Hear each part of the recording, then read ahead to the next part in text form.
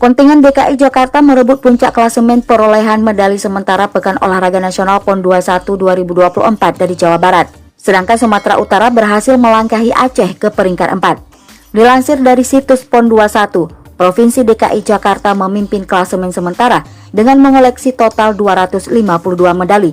Di antaranya 94 medali emas, 83 medali perak, dan 75 medali perunggu. Sementara Jawa Barat harus rela turun ke peringkat kedua dengan perolehan medali total sebanyak 251. Rinciannya 86 medali emas, 83 medali perak, dan 82 medali perunggu.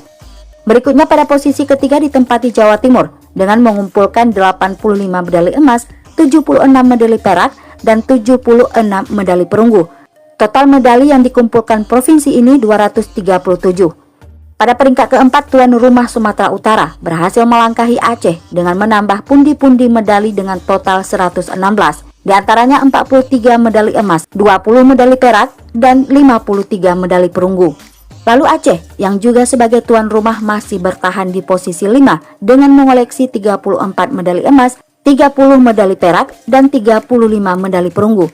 Total medali yang dikumpulkan Provinsi paling barat Nusantara ini adalah 99 medali. PON 21 Aceh Sumut ini masih berlangsung hingga 20 September 2024. Sebanyak 13.039 atlet dari seluruh Indonesia berkompetisi dalam pesta olahraga 4 tahunan ini.